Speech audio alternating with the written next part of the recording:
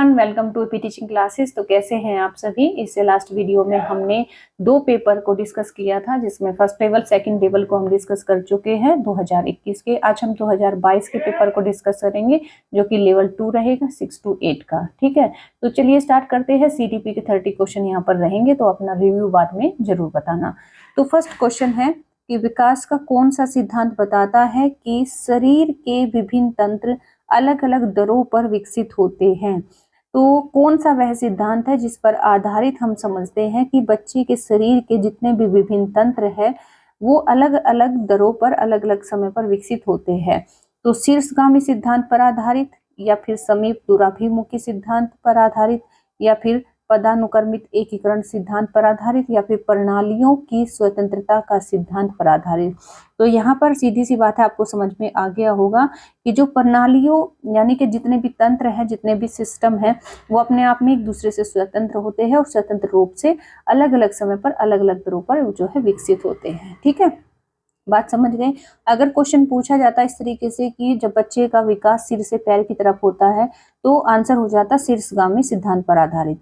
अगर क्वेश्चन पूछा जाता है कि बच्चे का विकास केंद्र से बाहर की तरफ होता है और पहले स्थूल मांसपेशियों में, उसके बाद से सूक्ष्म मांसपेशियों यानी कि हाथ और पैर की उंगलियों में मजबूती आती है, तो वह कौन से सिद्धांत पर आधारित होता है। तो समीप दूराभिमुखी आप आंसर कर देते। अगर क्वेश्चन पूछा जाता है कि जब बच्चे का मानसिक और शारीरिक रूप में वह एकीकरण करना शुरू कर देता है, संतुलन बनाना शुरू कर देता है, तो वह कौन से सिद्धांत पर आधारित है। तो आंसर होता है एकीकरण। तो मैंने चारों को मैंने यहाँ पर जो है एक्सप्लेन कर दिया है। आंसर हमारा हो जाएगा option number D.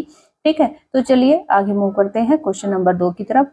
Question number 2 है बच्चों का या फिर बच्चे के शारीरिक विकास में क्या होता है। केवल मात्रात्मक परिवर्तन होते हैं, या फिर केवल गुणात्मक परिवर्तन होते हैं, या फिर इनकी सटीकता से विकासात्मक प्रतिमानों से तुलना करके भविष्यवाणी की जा सकती है, या फिर एक व्यवस्थित और अनुक्रमिक तरीका होता है, लेकिन अलग अलग बच्चों के विकास की दर अलग अलग होती है।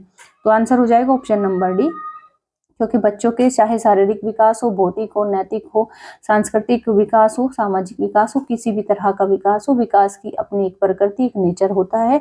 वो क्या होता है कि वह व्यवस्थित होता है, यानी कि सिस्टमेटिक तरीके से चलता है, और साथ ही साथ में उसका एक सीक्वेंस होता है, वह सीक्वेंशियल होता है। ठीक है, और लेकिन अलग अलग बच्चों में ये विशेषता होती है कि अलग अलग बच्चों में जो विकास की दर होती है वो अलग होती है, डिफरेंट होती है। ठीक है, तो ये हमारा आंसर हो जाएगा क्वेश्चन नंबर 3। क्वेश्चन नंबर 3 है विकासात्मक परिवर्तन। विकासात्मक परिवर्तन होते कैसे हैं। अत्यधिक अप्रत्याशित होते हैं, या फिर मध्य बाल्यकाल तक बहुत तेजी से होते हैं, फिर एक पठार पर पहुंचकर रुक जाते हैं, यानी कि एक लिमिट के बाद में रुक जाते हैं, या फिर व्यक्तियों में अलग अलग दरों पर होता है, या फिर सामाजिक सांस्कृतिक संदर्भ से स्वतंत्र होते हैं। तो जो विकासात्मक परिवर्तन होते हैं, आपने अभी समझ लिया है, पढ़ लिया है, तो वो होता क्या है कि वो व्यक्तियों में अलग अलग दरों पर होते हैं। ठीक है, कोई बच्चा बाल्यावस्था में जल्दी ग्रो कर जाता है, कोई बच्चा शैशवावस्था में जो है जल्दी ग्रो कर जाता है, कोई जो है किशोर अवस्था में तक जाते जाते ग्रो करता है। तो इन जो भी जितना भी तरह के विकास होते हैं, सब में हर एक बच्चे में अलग अलग समय पर अलग अलग दर से, दैट मीन्स स्पीड से होता है। ठीक है, किसी की जल्दी स्पीड यानी कि कोई जल्दी लिखना बोलना सीख जाता है, तो कोई देर से सीखता है। ठीक है, तो अलग अलग दरों से होते हैं। क्वेश्चन नंबर 4 है, क्वेश्चन नंबर 4 कि बच्चे स्कूलों में अकादमिक संप्रत्तियों के अलावा, यानी कि उनको क्लास में जो पढ़ाया जाता है उसके अलावा वे मूल्य व धारणाएं भी सीखते हैं। ठीक है, स्कूल में यही हम सब सिखाते हैं उनको, अच्छी अच्छी बातें, जिसमें अच्छी अच्छी आदतें होती है, अच्छे अच्छे मतलब उनकी जो उनको कॉन्सेप्ट क्लियर हम कराते हैं। ठीक है, दूसरा, स्कूल सामाजिकरण की एक द्वितीयक परंतु महत्वपूर्ण संस्था है। तो आपको बताना है कि इसमें से ऑप्शन नंबर आपको कौन सा, मतलब एक और आर में से दोनों में से कौन सा सही है, कौन सा गलत है। तो हमारा जो है दोनों यहाँ पर ए और आर दोनों सही हो जाएंगे। ठीक है, दोनों यहाँ पर जो है सही हो जाएंगे। ठीक, तो ऑप्शन नंबर ए सही हो जाएगा। क्यों, क्योंकि हम स्कूल में क्लास में के अलावा ये चीजें भी, यानी कि बच्चों को अच्छी अच्छी आदतें, अच्छी अच्छी जो है उनको कॉन्सेप्ट सिखाते हैं। साथ ही साथ जो सामाजिक जो स्कूल है वो सामाजिकरण की कैसी संस्था है, द्वितीय संस्था है। अगर हम सामाजिकरण की संस्थाओं में देखें, तो 2 प्रकार की संस्थाएं होती है, जिसमें से एक होती है प्रथम, दूसरी होती है द्वितीय, दूसरी होती है द्वितीय। अगर हम प्रथम की बात करें तो जिसमें घर आ जाएगा, जिसमें परिवार आ जाएगा, जिसमें माता पिता आ जाएंगे, ठीक है। लेकिन अगर द्वितीय की बात करें तो द्वितीय संस्थाओं में हमारा विद्यालय आता है, हमारा स्कूल आता है, शैक्षणिक संस्थाएं आती है, चाहे वो सांस्कृतिक हो, चाहे वो राजनीतिक हो, किसी भी प्रकार की हो, ठीक है। साथ ही साथ मीडिया आता है, साथ ही साथ मीडिया आता है। मीडिया में जो है समाचार पत्र आ जाएगा, पत्रिकाएं आ जाएंगी, ठीक है, पत्रिकाएं आ जाएंगी, समाचार पत्र आ जाएगा, समाचार पत्र, ठीक है। और सिनेमा आ जाएगा, सिनेमा आ जाएगा। और साथ ही साथ में फोन भी इसमें आता है, इसमें चलचित्र भी आता है, ठीक है, चलचित्र भी आता है। तो ये जो सभी जो मतलब यहाँ पर कारक है, या फिर कहें कि जो संस्था है, ये द्वितीय सामाजिकरण की संस्थाएं होती हैं, ठीक है। इसमें विद्यालय भी आएगा, इसमें दोस्त भी आ जाएंगे, इसमें मित्र भी आ जाएंगे, इसमें सब कुछ द्वितीय में आएगा। प्राथमिक में क्या आता है? घर, परिवार, माता पिता, ये सब आते हैं, ठीक। आपको क्वेश्चन क्लियर हो गया होगा। क्वेश्चन नंबर 5 है, क्योंकि समाजीकरण की संस्थाओं से बहुत ज्यादा मतलब क्वेश्चन पूछे जाते हैं, तो आपको ध्यान रखना है कि मुख्य एजेंसी, प्राथमिक एजेंसी और गौण एजेंसी करके क्वेश्चन यहाँ पर पूछे जाते हैं, ठीक है। तो क्वेश्चन नंबर 5 है कि जब कोई छोटी बच्ची ऊंट को पहली बार देखती है तो वह उसे ऊंची पीठ वाला घोड़ा कहती है। तो पियाजे के सिद्धांत में यह किसका उदाहरण है? तो उसने देखा तो ऊंट को है, लेकिन उसने उसको क्या बोल रही है? वो घोड़ा बोल रही है। तो उसका कॉन्सेप्ट, यानी कि अभी उसकी जो पूर्व जानकारी है, उसका जो पूर्व ज्ञान है, ठीक है, उसी के आधार पर वो क्या कर रही है? नई संरचना बना रही है, ठीक है, नई संरचना बना रही है।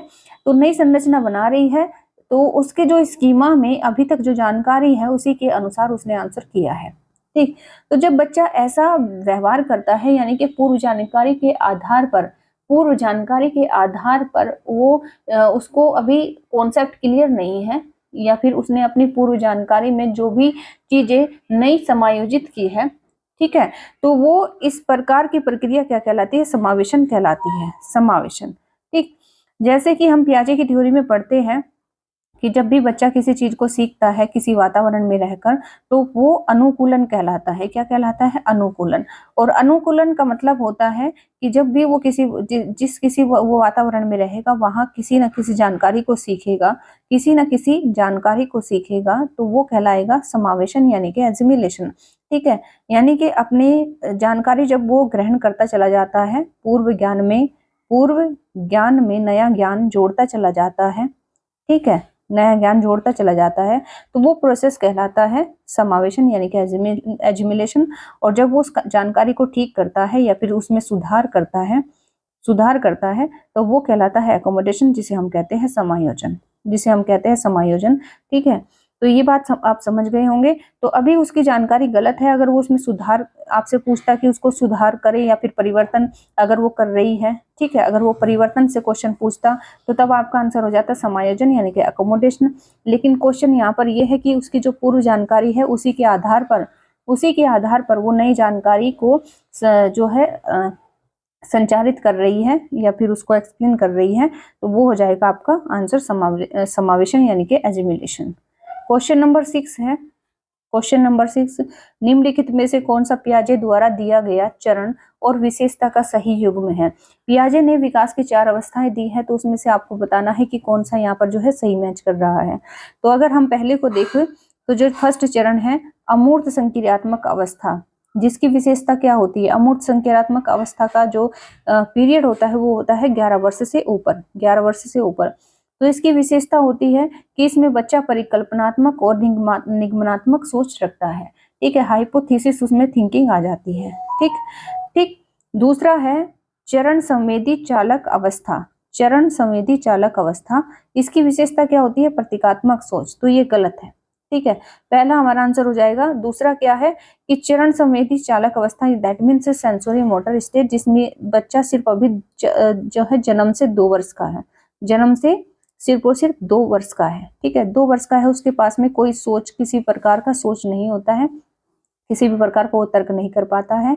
ये प्रतीकात्मक तर्क वो कब कर पाता है? जब वो 2 से 7 वर्ष की अवस्था में होता है, यानी कि वो प्री ऑपरेशनल स्टेज में होता है, जिसे हम कहते हैं पूर्व संक्रियात्मक अवस्था। यहाँ पर बच्चा 2 से 7 वर्ष की अवस्था में है, ठीक है, यहाँ पर वो प्रतीकात्मक सोच कर पाता है, तो इसीलिए ये इसका मैच गलत हो जाएगा। अगर हम संरक्षण की बात करें तो पूर्व संक्रियात्मक अवस्था में बच्चे के पास में संरक्षण नहीं आता है, वो आता है किसमें, मूर्त संक्रियात्मक अवस्था में। किसमें आता है, मूर्त संक्रियात्मक, जो जिसका पीरियड होता है 7 से 11 वर्ष।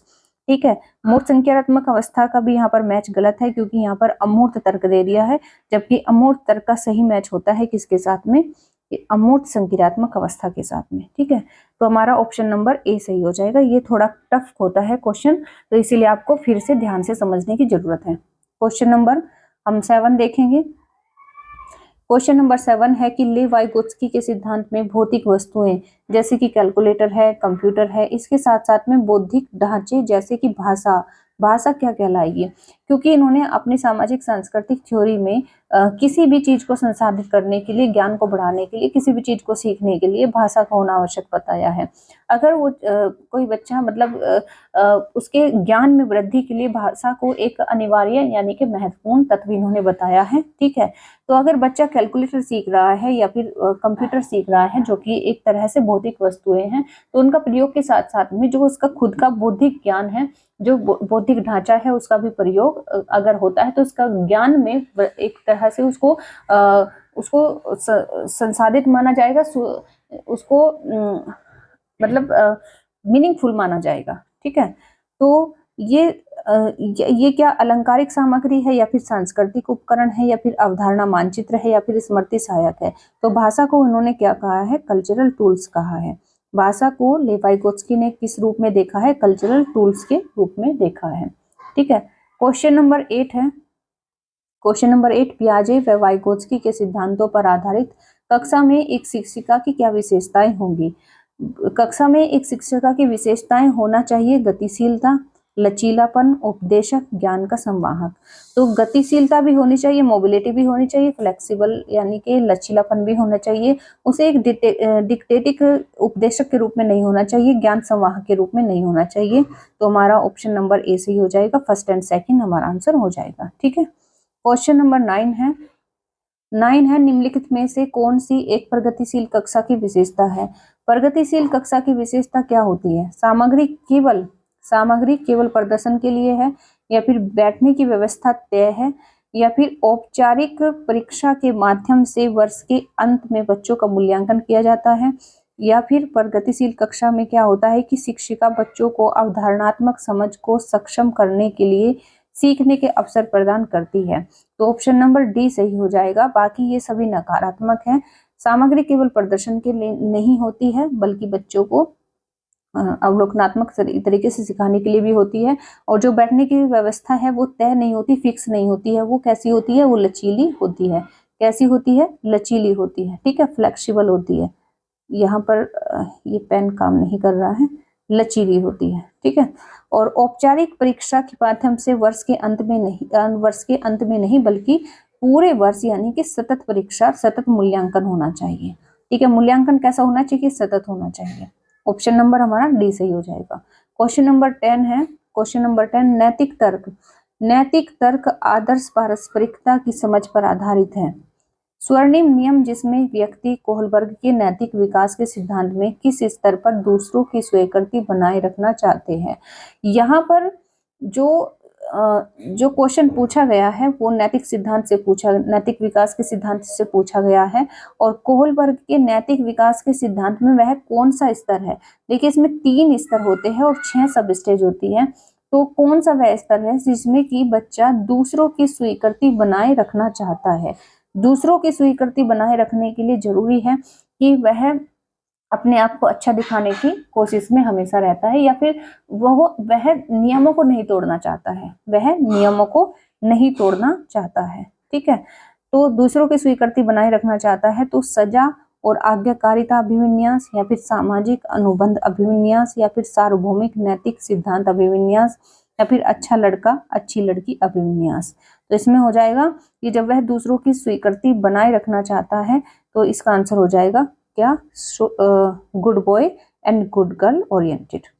ठीक है, यानी कि उसे दूसरों की नजरों में अपने आप को अच्छा दिखाना है, अच्छा बनने की है, सिर्फ अपने प्रशंसा के लिए वह इस तरह के अभिनय करता है। ठीक, तो ये हमारा आंसर हो जाएगा अच्छा लड़का अच्छी लड़की अभिविन्यास। ठीक है, इस पूरे कॉन्सेप्ट को, इस पूरे प्रिंसिपल को समझने के लिए आप एक बार प्लेलिस्ट में जाके क्वेश्चन नंबर 11 है, हार्वर्ड गार्टनर ने बुद्धिमत्ता को इकाई गुण के रूप में प्रस्तावित किया है, या फिर बुद्धि को दो कारकों में विभाजित किया, सामान्य बुद्धि और विशिष्ट बुद्धि, या फिर बौद्धिक गुणों को तीन आयामों संक्रियाएं, सामग्री व उत्पाद के आधार पर वर्गीकृत किया है, या फिर तर्क दिया है कि बुद्धि कई अलग अलग प्रकार की होती है। तो हमारा आंसर हो जाएगा ऑप्शन नंबर डी, क्योंकि हार्वर्ड गार्टनर ने जो बताया है बुद्धि 9 प्रकार की बुद्धि बताई है। इन्होंने एनसीईआरटी में 8 प्रकार की बुद्धि का जो है विवरण मिलता है, बाद में एक और प्रकार की इसमें बुद्धि इन्होंने ऐड की है। तो इनके अनुसार बुद्धि अलग अलग प्रकार से, कई प्रकार से होती है। अगर हम इकाई की बात करें तो ये बीने का है, ठीक है। साइमन बीने ने जो प्राथमिक इकाई या फिर एक कारक बुद्धि का सिद्धांत दिया है वो बीने ने दिया है। दो कारक बुद्धि का सिद्धांत स्पीयरमैन ने दिया है, ठीक है। क्वेश्चन नंबर 12 है, क्वेश्चन नंबर 12 है कि लड़कियां भाषा में अच्छा प्रदर्शन करेंगी परंतु गणित व विज्ञान में खराब, यह अवधारणा क्या दर्शाती है। जब यह इस तरह की मानसिकताएं या फिर इस तरह की अवधारणाएं सुनने को मिलती है या फिर देखने को मिलती है कि ये काम लड़के का है, ये काम लड़की का है, या फिर गणित और विज्ञान जो है लड़कों के लिए हो सकते हैं और भाषा या फिर संगीत या फिर जो सिंपल जो सब्जेक्ट होते हैं वो लड़कियों के लिए होते हैं या फिर वो उनमें ही अच्छी होती है। तो इस तरह की जो अवधारणाएं होती है वो किसको दर्शाती है, जेंडर समानता को, या फिर जेंडर असमानता को, या फिर जेंडर अस्तित्व को, या फिर जेंडर रूढ़िवादिता को। तो आंसर हो जाएगा जेंडर रूढ़िवादिता, जेंडर स्टीरियोटाइप, ठीक है। क्वेश्चन नंबर 13 है, क्वेश्चन नंबर 13, विविध भाषा व जाति से आने वाले विद्यार्थियों की कक्षा में क्या महत्वपूर्ण है।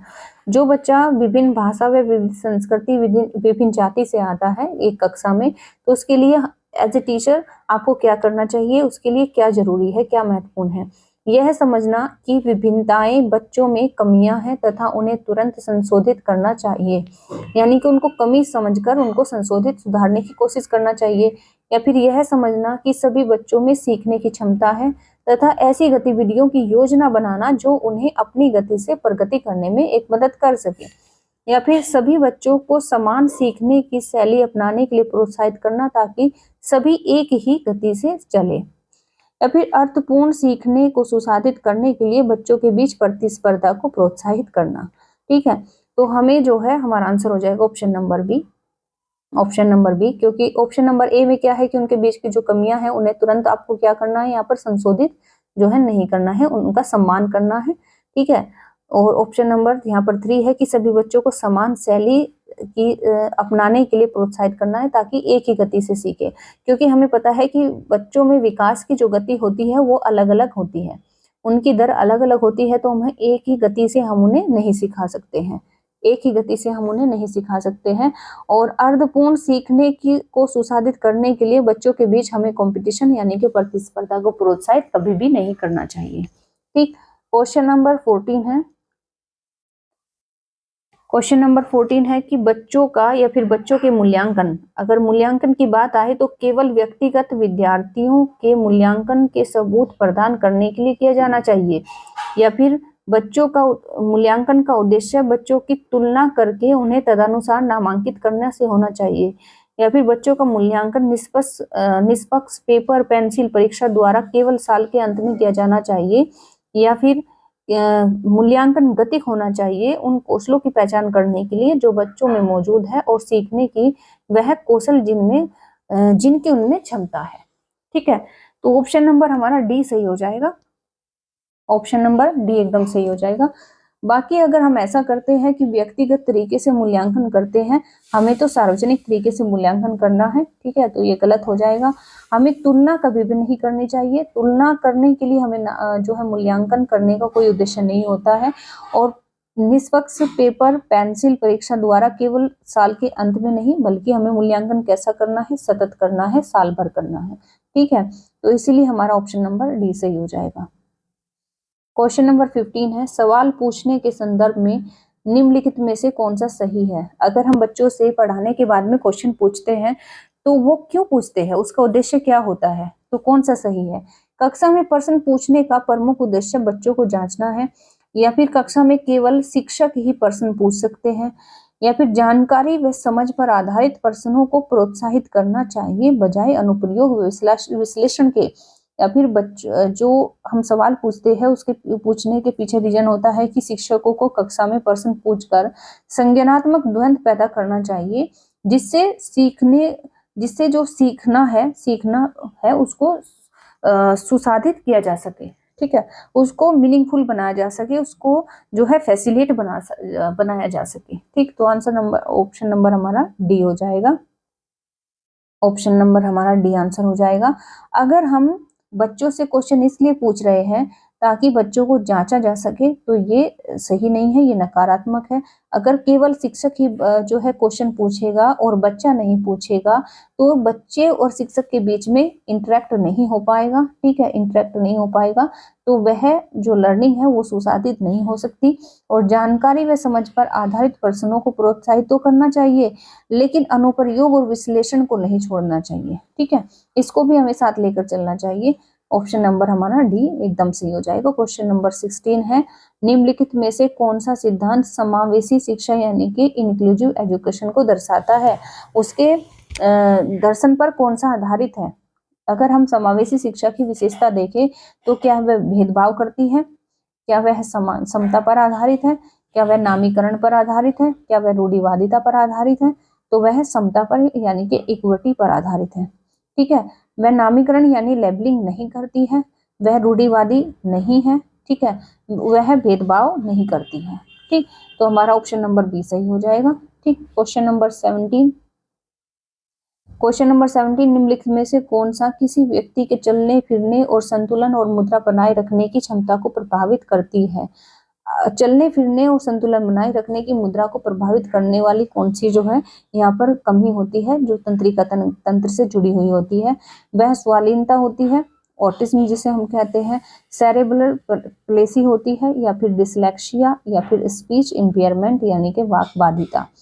तो अगर किसी व्यक्ति को चलने फिरने में और बैठने में या फिर संतुलन बनाने में या फिर मुद्राएं बनाने में जो है परेशानी हो रही है, तो उसे सेरेब्रल प्लेसी है, ठीक है। सेरेब्रल प्लेसी क्या होता है, पर मस्तिष्कीय घात क्या होता है कि एक न्यूरो सिस्टम का जो है एक प्रॉब्लम है कि कभी कोई चोट लगी हो या फिर कोई ऐसी बीमारी बच्चे में हो गई हो जिसका इलाज मतलब या फिर वो बीमारी सुसाध्य नहीं है, इलाज योग्य नहीं है, ठीक, मतलब क्यूरेबल नहीं है, तो इस तरह की बच्चे में प्रॉब्लम देखने को मिलती है, ठीक। इस वजह से उसको लिखने में बैठने में इस तरह की प्रॉब्लम जो है उसमें देखने को मिलती है।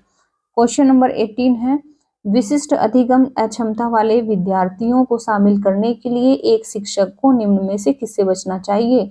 अगर कोई बच्चा विशिष्ट अधिगम अक्षमता वाला है कि उसे किसी भी तरह की प्रॉब्लम हो सकती है, या तो उसे मैथ को समझने में प्रॉब्लम हो रही है, या फिर उसे लिखने संबंधी प्रॉब्लम हो सकती है, या फिर लिखने बोलने संबंधी पढ़ने संबंधी किसी भी तरह की, क्योंकि अधिगम से संबंधी प्रॉब्लम है तो वो किसी भी तरह से हो सकती है। तो क्या करना चाहिए, अगर हम उसे होमवर्क दे रहे हैं या फिर पढ़ने के लिए कोई सामग्री दे रहे हैं तो किस प्रकार की देनी चाहिए। लंबे कार्यों को यथोचित छोटे खंडों में बांटना, या फिर उपयोग में आने वाली रणनीतियों के संकेत प्रदान करना, या फिर नियमित गुणवत्तापूर्ण प्रतिपुष्टि प्रदान करना, या फिर कार्य पूरा करने की कठोर समय सीमा निर्धारित करना, ठीक है। तो लंबे कार्यों को अगर हम उसको लंबा कार्य दे देंगे तो वो जो है आसानी से नहीं कर पाएगा। हमें करना क्या होगा, जब हम उसे लंबा कार्य देते हैं या फिर कोई भी कार्य देते हैं तो हमें उसे छोटे छोटे पार्ट में खंडों में विभाजित करके जो है समझाना होगा, बताना होगा, ठीक है, बात समझ गई। और संकेतों के माध्यम से जो है वो नहीं समझ पाएगा। नियमित गुणवत्तापूर्ण प्रतिपुष्टि प्रदान करने से कोई काम यहाँ पर नहीं चलेगा। कठोर समय सीमा निर्धारित करना यानी कि फिक्स कर दो कि तुम्हें इतने टाइम में इतना काम करना ही करना है, तो उससे जो है वो अधिक विशिष्ट अधिगम उसमें अक्षमता वाला जो बच्चा है वो आसानी से उसे नहीं कर पाएगा, ठीक है। तो इसीलिए इस तरह की चीजें हम उस पर नहीं थोप सकते हैं, हमें उसे छोटे छोटे खंडों में डिवाइड करके छोटी छोटी जानकारी को सूचित जो है उसके सामने दिखाकर समझाकर जो है उसको तैयार करना होता है। क्वेश्चन नंबर 19 है, शिक्षा का अधिकार 2009 के अंतर्गत निजी स्कूलों में आर्थिक रूप से कमजोर वर्ग के विद्यार्थियों को शामिल करने का मुख्य उद्देश्य क्या है। तो RTE आपने पढ़ा होगा और उसमें क्या होता है कि जो निजी स्कूल होते हैं, निजी स्कूलों में जो आर्थिक रूप से कमजोर बच्चे होते हैं तो उनको मतलब RDE के तहत उनमें एडमिशन दिया जाता है। तो उनको, उन बच्चों को, उन विद्यार्थियों को उनमें शामिल करने का मुख्य उद्देश्य क्या होता है? शिक्षकों पर अतिरिक्त काम का बोझ डालना, या फिर शिक्षा में असमानता को कायम रखना, या फिर सामाजिक स्त्रीकरण को कम करना, या फिर सामाजिक आर्थिक वर्गों से संबंधित रूढ़ियों को मजबूत करना। ठीक है, तो ऑप्शन नंबर हमारा क्या हो जाएगा? ऑप्शन नंबर सी हमारा आंसर हो जाएगा, क्योंकि जितने भी समाज में अलग अलग स्तर बना दिए गए हैं तो उनमें क्या करना है, हमें उनको बैलेंस करना है, स्त्रीकरण उनका करना है। ठीक है, रूढ़ियों को कभी मजबूत नहीं बनाना होता है। जो भी रूढ़ियां बनी होती है, चाहे विकलांगता के बारे में बनी हो, चाहे आर्थिक रूप से कमजोर वर्ग के बारे में बनी हो, तो उनको हमें क्या करना है, कमजोर करना होता है, मजबूत बनाना नहीं होता है। ठीक है, तो ये सभी ऑप्शन हमारे गलत हो जाएंगे। ऑप्शन नंबर हमारा जो है सी सही हो जाएगा। क्वेश्चन नंबर 20 है। क्वेश्चन नंबर 20, निम्नलिखित में से कौन सा विकल्प दी गई निर्दिष्ट विशेषताओं वाले विद्यार्थियों के समावेशन हेतु यथोचित संयोजन रणनीति का सही युग्म है? जो निर्दिष्ट विशेषताओं वाले विद्यार्थी होते हैं, अगर हम चाहते हैं कि वो उनका भी एडमिशन अच्छे से मतलब स्कूल में हो जाए, तो उसके लिए हमें क्या करना चाहिए? तो प्रतिभाशाली, इसमें क्या है कि आपको निर्दिष्ट विशेषताओं वाले मतलब क्या होता है कि कई तरह के बच्चे होते हैं विशेषताओं वाले, तो उनकी विशेषता भी अलग अलग होती है। तो आपको सही युग्म इसमें से बताना है। ठीक है, उनके साथ में सही मैच करना है। तो जैसे प्रतिभाशाली होते हैं, प्रतिभाशालियों की विशेषता क्या होती है? स्वतंत्र रूप से काम करने के लिए उन्हें जगह दे। ठीक है, आत्मकेंद्रित की क्या विशेषता होती है? ऑटिज्म, आत्मकेंद्रित जो अपने में खोया रहता है, वो संवेदी अधिभार उस पर बढ़ाए। तीसरा है पठन वैकल्य, पठन वैकल्य लंबे निम्न लेखन पर आधारित आकलन, या फिर श्रवण बाधिता, उसको क्या काम दिया जाना चाहिए? उपशीर्षक के बिना चलचित्र दिखाए। ठीक है, तो यहाँ पर सही जो युग्म आपको बताना है सफल समावेशन हेतु, तो वो हो जाएगा ऑप्शन नंबर ए, कि जो प्रतिभाशाली विद्यार्थी होते हैं, प्रतिभाशाली विद्यार्थी को स्वतंत्र रूप से काम करने के लिए जगह देनी चाहिए, क्योंकि उसमें प्रतिभा ज्यादा होती है, उसमें एनर्जी ज्यादा होती है, वो कम समय में ज्यादा कार्य कर लेते हैं। तो अगर हम उन्हें स्वतंत्र रूप से कार्य करने के लिए देंगे तो वो और भी ज्यादा सृजनात्मक कार्य मतलब करेंगे। ठीक है, क्वेश्चन नंबर 21 है। क्वेश्चन नंबर 21, एक शिक्षिका अपनी छठी कक्षा के विद्यार्थियों के साथ कक्षा चर्चा करने के लिए मानदंडों और नियमों पर चर्चा करती है। ठीक है, ये बिल्कुल सही बात है। दूसरा है कि शिक्षकों को हमेशा कक्षा में नियंत्रण रखना चाहिए और विद्यार्थियों से परामर्श किए बिना कक्षा के नियमों को निर्देशित करना चाहिए। तो ये हो जाएगा हमारा गलत और ए हो जाएगा हमारा सही। ठीक है, तो ए सही है, लेकिन यहाँ पर जो है आर गलत है। ठीक, क्वेश्चन नंबर 22 है कि एक सामाजिक रचनात्मक कक्षा, एक सामाजिक रचनात्मक सोशियो कॉन्स्ट्रक्टिविस्ट क्लासरूम कैसी होती है? सीखना गैर प्रासंगिक होता है और शिक्षक कक्षा और विद्यार्थी के सीखने पर पूर्ण नियंत्रण रखते हैं और विद्यार्थी एक दूसरे और शिक्षकों के साथ बातचीत करके ज्ञान का निर्माण करते हैं, या फिर आकलन योगात्मक और मानकीकृत होता है। तो जो एक सामाजिक रचनात्मक कक्षा होती है उसमें विद्यार्थी हो या फिर शिक्षक हो, वो एक दूसरे के साथ बातचीत करके ज्ञान का निर्माण करते हैं। हम इसे कोऑपरेटिव लर्निंग कहते हैं, जिसमें बच्चा स्टूडेंट के साथ में, स्टूडेंट टीचर के साथ में क्या करता है? इंटरेक्ट करता है, अंतः पारस्परिक क्रिया करता है, और अंतः पारस्परिक क्रिया के माध्यम से जब बच्चा सीखता है तो उसको हम सामाजिक रचनात्मक कक्षा कहेंगे और साथ ही साथ उसको कोऑपरेटिव लर्निंग कहेंगे। ठीक है, क्वेश्चन नंबर 23 है, राष्ट्रीय शिक्षा नीति 2020 के अनुसार निम्नलिखित में से कौन सा कथन सही है? तो राष्ट्रीय शिक्षा नीति क्या कहती है? सभी स्तर पर एक भाषावाद का अभ्यास किया जाना चाहिए, रटकर सीखने और परीक्षा के लिए सीखने पर जोर दिया जाना चाहिए, या फिर दिव्यांग विद्यार्थियों के लिए प्रौद्योगिकी के प्रयोग को हतोत्साहित किया जाना चाहिए, या फिर शिक्षार्थियों को उनके सीखने के पथ और कार्यक्रमों को चुनने के लिए लचीलापन प्रदान किया जाना चाहिए। तो ऑप्शन नंबर हमारा डी सही हो जाएगा।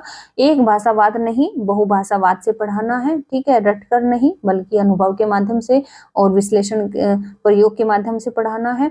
और दिव्यांग विद्यार्थियों के लिए प्रौद्योगिकी को हतोत्साहित नहीं बल्कि प्रोत्साहित करना है। ठीक है, ये आपको जो है इस तरह की टर्म ध्यान रखनी है, इस तरह से आपका आंसर लेने में आपको आसानी होगी। क्वेश्चन नंबर 24 है, नया अधिगम पूर्ववर्ती तथ्यों और सूचनाओं पर आधारित होना चाहिए। आप जो नया सिखा रहे हैं उसको पूर्व जानकारी के साथ में जोड़कर आप सिखाएं, और जो बच्चे पहले से जानते हैं उनसे संबंधित वह होना चाहिए।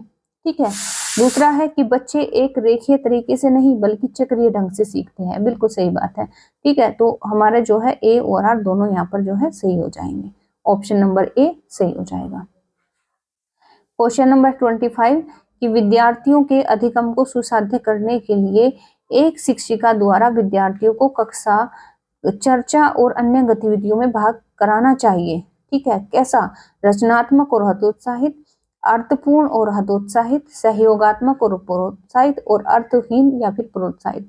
तो सीधी सी बात है, अगर हम चाहते हैं कि जो विद्यार्थी है वो कक्षा चर्चा में और अन्य गतिविधियों में भाग ले, तो हमें उन्हें क्या कराना होगा? हमें उन्हें सहयोगात्मक और प्रोत्साहित करना होगा, उन्हें कोऑपरेट भी करना होगा, साथ साथ में उन्हें प्रोत्साहित भी जो है करना होगा। ठीक है, रचनात्मक तो यहाँ पर सही है लेकिन हतोत्साहित गलत हो जाएगा, अर्थपूर्ण भी सही है लेकिन हतोत्साहित गलत हो जाएगा, अर्थहीन गलत हो जाएगा, और प्रोत्साहित यहाँ पर सही है। तो ये मैचिंग बिल्कुल सही है ऑप्शन नंबर सी की। क्वेश्चन नंबर 26 है, बच्चे प्रमुखतः कैसे सोचते व सीखते हैं? बच्चे कैसे सीखते हैं? सूचना के निष्क्रिय ग्रहणकर्ता के रूप में, या फिर सजा के डर के कारण, या फिर संसार में स्वयं क्रियाएं करके जिसमें सामाजिक अंतःक्रियाएं शामिल है, या फिर उत्तेजना प्रतिक्रिया संघों की गणना करके। ठीक है, तो ऑप्शन नंबर सी सही हो जाएगा कि बच्चे स्वयं क्रियाओं के माध्यम से सीखते हैं, जैसे कि ब्याजे भी बताते हैं, और सामाजिक अंतःक्रिया से सीखते हैं, जैसे कि वाइगोत्स्की भी बताते हैं। ठीक है, तो ऑप्शन नंबर हमारा सी सही हो जाएगा। क्वेश्चन नंबर 27 है, बच्चों में वैकल्पिक अवधारणाओं के संदर्भ में कौन सा कथन सही नहीं है? तो बच्चों में जितने भी वैकल्पिक अवधारणाएं होती है, बहुत सी तरह की उनमें अवधारणाएं होती हैं। ठीक है, तरह तरह की चीजों को लेकर मतलब उनके संदर्भ में अवधारणाएं सुनने को मिलती हैं। तो कौन सा कथन इसमें सही नहीं है? बच्चों की अवधारणाएं उनके सामाजिक और सांस्कृतिक अनुभवों पर आधारित होती है, यानी कि जो उनके जो कॉन्सेप्ट होते हैं, कॉन्सेप्शंस होते हैं, वो उनके जिस तरह के वो समाज में रह रहे हैं, जिस तरह की संस्कृति में रह रहे हैं, वो जो उन्होंने अभी तक अनुभव लिया है वो उसी पर आधारित होती है। ठीक। दूसरा है कि बच्चों में दुनिया की समझ बनाने की क्षमता जन्मजात होती है और वे अपने आसपास की घटनाओं के कारण बताने की कोशिश करते हैं। ठीक है। तीसरा है कि बच्चे तार्किक व बुद्धिमान नहीं होते और उनमें अर्थ बनाने की क्षमता नहीं होती। लास्ट है इसमें फोर्थ कि बच्चों की अवधारणाओं को समझकर उन पर निर्माण करना महत्वपूर्ण है। ठीक है, तो इन्होंने कहा था कि कौन सा यहाँ पर जो है सही नहीं है, तो ऑप्शन नंबर सी सही हो जाएगा। क्यों? क्योंकि इन्होंने कहा कि बच्चे तार्किक व बुद्धिमान नहीं होते हैं, जबकि पियाजे तो ये मानते हैं कि बच्चे जो है उनमें जन्मजात क्षमता होती है चीजों को सीखने की। ठीक, तो ऑप्शन नंबर सी हमारा सही हो जाएगा। बाकी सभी ऑप्शन इसमें सही है। क्वेश्चन नंबर 28 है, वह ज्ञान जो व्यक्ति की अपनी सोच के बारे में और अपने खुद के सीखने के बारे में होता है वह क्या कहलाता है? जब व्यक्ति अपनी ही सोच यानी कि उसके पास में जो ज्ञान है, ज्ञान दैट मीन जिसे हम कहेंगे संज्ञान, जिसे हम कहेंगे संज्ञान यानी कि कॉग्निशन, उसके पास में जो वो ज्ञान है, जो भी जानकारी है, जब वो उसी पर चिंतन और मनन करता है, जब वह उसी पर चिंतन मनन करे कि ये सही है या फिर गलत है, तो वो होता है मेटाकॉग्निशन। वो होता है मेटाकॉग्निशन, जिसे हम कहते हैं अधिसंज्ञान। क्वेश्चन नंबर 29 है, विद्यार्थियों को फिल इन द ब्लैंक्स लक्ष्य तय करने के लिए तथा क्षमता को फिल इन द ब्लैंक्स रूप में देखने के लिए प्रोत्साहित किया जाना चाहिए। यानी कि पहला ऑप्शन है विद्यार्थियों को महारत लक्ष्य तय करने के लिए तथा क्षमता को स्थायी रूप से देखने के लिए प्रोत्साहित करना चाहिए। क्षमता को कभी भी स्थायी रूप में देखने के लिए प्रोत्साहित नहीं करना चाहिए। और ऑप्शन नंबर बी है कि महारत उन्मुख लक्ष्य तय करने के लिए, और वृद्धिक क्षमता को क्षमता कैसी होनी चाहिए? वृद्धि, यानी उसमें वृद्धि की जा सकती है, उसको बढ़ाया जा सकता है, इस पर जो है उसे जोर देना चाहिए, उन्हें प्रोत्साहित करना चाहिए। ठीक है, बात समझ गए। क्वेश्चन नंबर 30 एंड लास्ट इस वीडियो का क्वेश्चन है कि स्कूलों में बच्चों की असफलता के लिए निम्नलिखित में से कौन से कारक जिम्मेदार है? अगर बच्चे स्कूल में असफल हो जाते हैं तो उसके लिए कौन से कारक जिम्मेदार हैं? भय और उत्कंठा, ऊब और उलझन, अप्रासंगिक पाठ्यचर्या और असंदर्भित शिक्षा शास्त्र। ठीक है, तो ये सभी यहाँ पर जो है, अगर बच्चा विफल होता है तो ये सभी जिम्मेदार माने जाते हैं।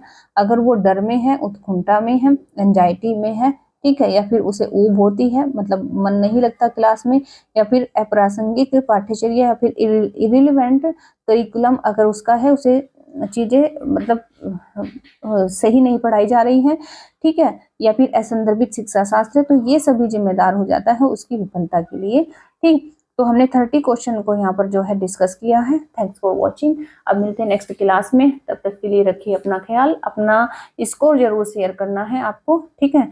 तो तब तक के लिए thank you, take care, bye bye, मिलते हैं नेक्स्ट क्लास में।